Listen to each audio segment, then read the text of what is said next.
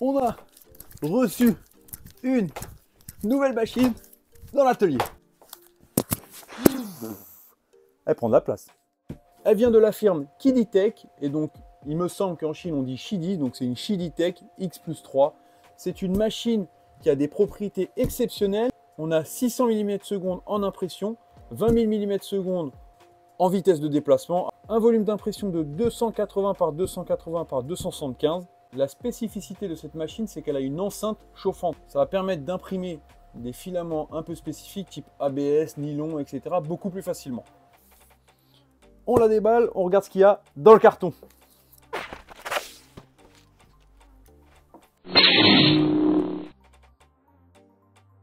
On trouve une notice de montage, une clé USB qui inclut les drivers, un matelas pour aller au camping.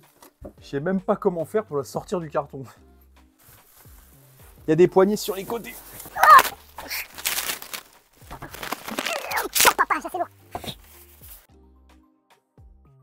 Un gros carton avec plein d'accessoires, le couvercle, un câble d'alimentation, 4 pieds anti-vibration pour mettre sous la machine, un câble réseau, une petite spatule pour décoller les impressions, 500 g de PLA Rapido noir.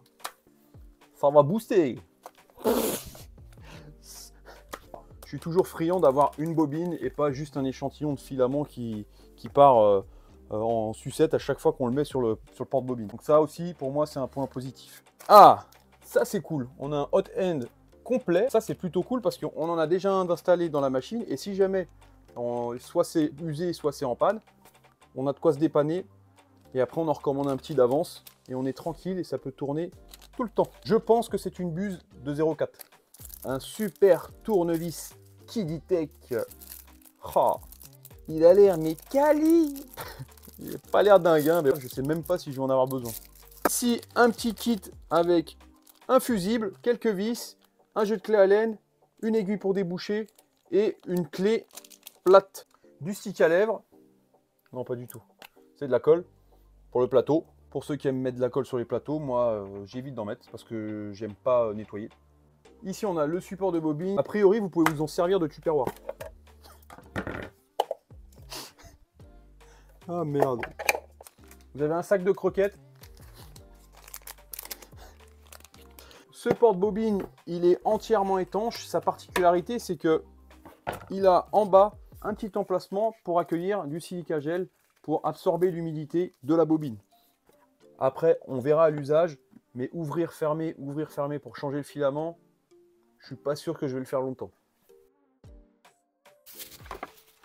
On a fini le déballage, c'est assez succinct, il n'y a pas grand chose, c'est bien calé, il y a beaucoup de polystyrène pour éviter que ça casse pendant le transport, et c'est plutôt un bon point.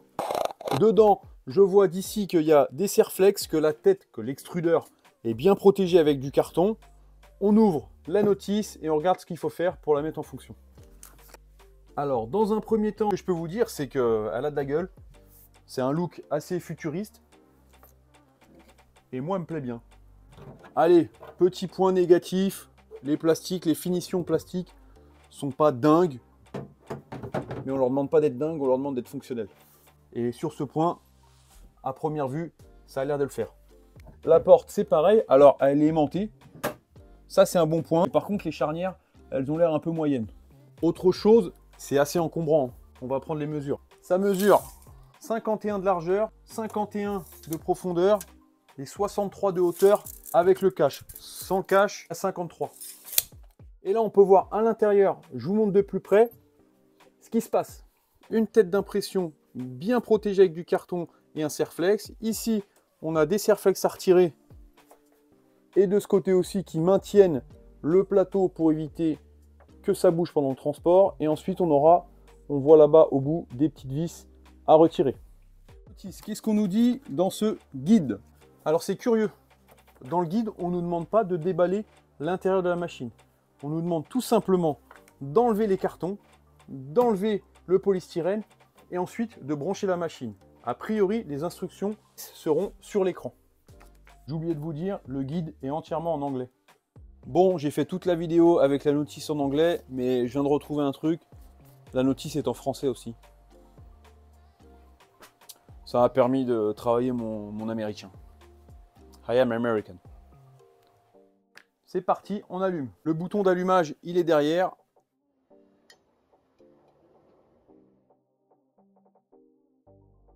On commence par déballer la tête d'impression, on enlève le carton et il y avait un riselant un peu capricieux qui était coincé, mais bon, j'y suis arrivé. Derrière, les 4 riselants du plateau et les 4 vis, et j'en ai profité pour mettre le filtre à charbon derrière. On a cette petite feuille de plastique qui va nous permettre de faire le Z-offset de base. Alors oui, c'est une machine haut de gamme, mais elle n'a pas le Z-offset automatique. C'est vous qui allez régler le Z-offset. Alors a priori, vous aurez à le faire qu'une fois. Hein. Il n'y a pas de Z-offset à faire toutes les 5 minutes comme dans les anciennes machines. Donc on met la petite et on ajuste vers le bas, vers le haut. Alors ça, c'est très subjectif parce que la résistance, ils vous disent qu'il faut assurer une petite résistance. Mais qu'est-ce que c'est une petite résistance? Chacun a sa perception du petit ou du grand. Donc ça, c'est pas évident. Alors on va dire que moi, avec l'expérience que j'ai en impression 3D, voilà, là, ça frotte un peu. On va le laisser comme ça. Pas d'inquiétude, on pourra le remodifier après pour l'ajuster quand il y aura du filament dedans. Input shaping en cours d'exécution. Veuillez patienter. Alors là, on est sur un test de résonance. Donc la tête, elle va faire droite-gauche très rapidement pour définir les fréquences, pour optimiser les déplacements. Parce que comme elle imprime très rapidement, ça va optimiser les déplacements lors de l'impression. Tout à l'heure, on a fait le nivellement. Le nivellement, je vous rappelle, c'est la tête d'impression qui regarde si le plateau est bien droit. Et si jamais il n'est pas droit, au cours de l'impression, elle régulera sa hauteur par rapport au plateau pour que la couche de plastique soit toujours la même et que soit nickel.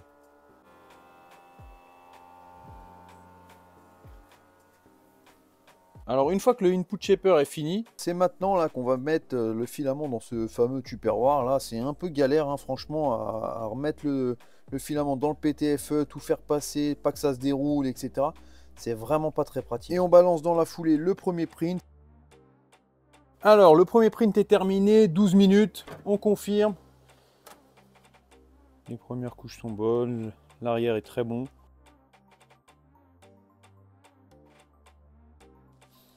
On va faire un tour de la bête. On a un bel écran ici, assez réactif. On a un réchauffeur intégré qui pourra réchauffer l'enceinte, le plateau, l'extrudeur, le filtre à charbon qu'on voit là-bas tout au fond, le ventilateur auxiliaire qui va permettre de refroidir la pièce par cette grande bouche qu'on voit ici là. Le capot, on n'a pas de bouton physique devant pour permettre d'éteindre et d'allumer la machine. Ici, on a le port USB qui n'est pas très pratique. À l'arrière, qu'est-ce qu'on peut voir? Le bouton Power On Off, le support de bobine et le détecteur de fin de filament qui est ici. La chili est en place derrière. Je vais pouvoir vous faire un petit débrief sur ce qui s'est passé lors du déballage. Je reviens sur un point. Le Hotène fourni en supplément, c'est un Hotène haute température. Il vous permet d'imprimer des filaments qui demandent des températures plus élevées. Donc si vous utilisez des filaments un peu spécifiques, vous serez obligé de changer le Hotène qui est fourni avec pour pouvoir imprimer proprement. Mes points positifs, mes points négatifs, lors de ce déballage, j'aurai une deuxième session de points positifs, points négatifs, une fois que j'aurai utilisé la machine, au moins une bonne semaine en utilisation intensive. Le point positif, c'est que c'est assez simple, ça va assez vite. Le premier print est sorti au bout d'à peine 1 heure. Donc les points négatifs pour moi, les plus essentiels sont le bouton Power On Off qui est derrière, avec la bobine de filament qui est inaccessible quand on colle sa machine contre un mur comme ça. Si je dois changer le filament, je vais devoir bouger la machine et ça c'est un point négatif. Donc le filament finira par sortir de cette bobine, de ce support de filament pour revenir à côté de la machine. Un point positif pour moi, c'est la facilité de montage.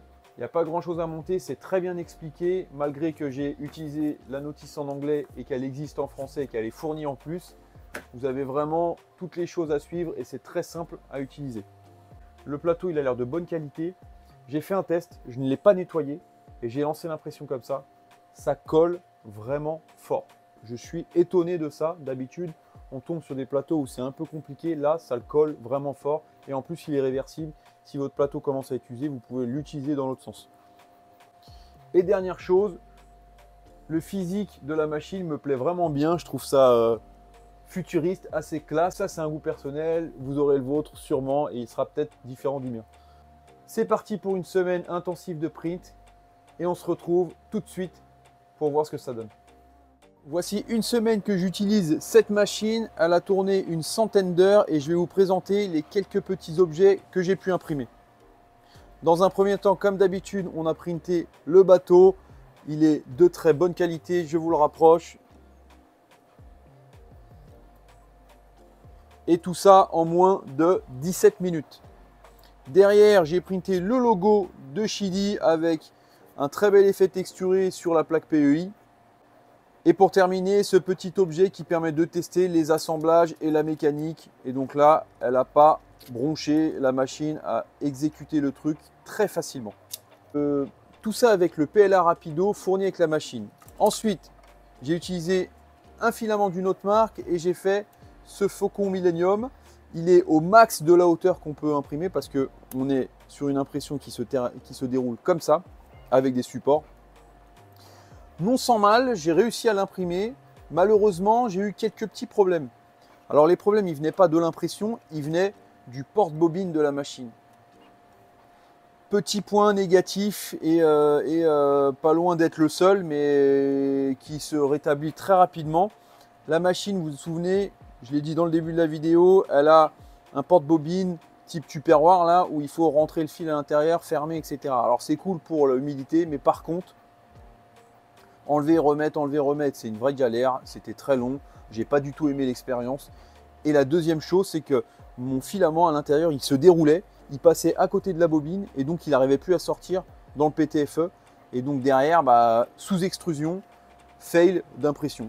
J'ai retiré ce porte-bobine. J'en ai imprimé un qui se fixe sur mes French Clit. Il est déporté, il est là. Il est beaucoup plus accessible que les anciens derrière. Et franchement, depuis ça, plus aucun problème. Le print est sorti correctement et d'une très bonne qualité. Ensuite, j'ai imprimé un casque qui est en plusieurs parties. Il est encore en cours d'impression. Là, on peut voir derrière, la machine, elle tourne. J'ai mis la machine derrière pour que vous puissiez vous rendre compte de l'environnement et du bruit. Pour moi, c'est très acceptable. Elle fait du bruit parce que ça ventile fort. Il faut que ça refroidisse rapidement parce que ça imprime très vite. Mais c'est supportable. Bricoler à côté, on peut largement travailler sur un ordinateur moyen.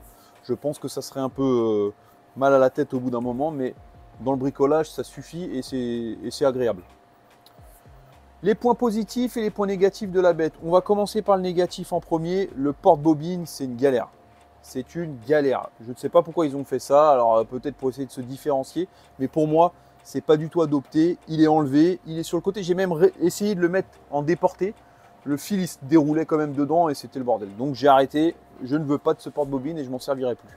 Et deuxième point négatif, la visibilité de l'impression en cours. Alors c'est un peu galère. On voit pas très bien. Du dessus, c'est pas terrible, là les angles, tout, on voit pas terrible, c'est pas fantastique, ça aurait pu être plus optimisé avec l'écran très bas. Moi j'ai rajouté une caméra parce que voilà, dans le deuxième point négatif de la visibilité, le fait qu'il n'y a pas de caméra intégrée dans cette machine, ce qui nous empêche du bureau de pouvoir voir l'impression en cours via une application ou une interface web. A priori, il existe une caméra chez Kiddy, elle est en rupture de stock, il semblerait que ça ressorte décembre voire janvier. Donc dès que ça va sortir, je vais sauter sur l'occasion et je vais me la procurer. Et donc pour finir, les points positifs, la taille d'impression, le volume 28 par 28 par 27,5, c'est vraiment confort. Deuxième chose, la vitesse d'impression, on n'en parle plus, 600 mm/s, c'est vraiment top. Ça permet d'avoir des prints accélérés, etc., etc. En point positif, on a aussi l'écran, il est très bien, il est grand. On voit bien, le tactile est assez sensible, c'est vraiment c'est basique, mais c'est fonctionnel, c'est assez simple d'utilisation, c'est intuitif et pour ça, pour les débutants, je pense que c'est un très bon point. On en a fini avec ces Sheely X Plus 3. J'espère que la présentation vous a plu et que vous serez là pour les prochaines. Salut!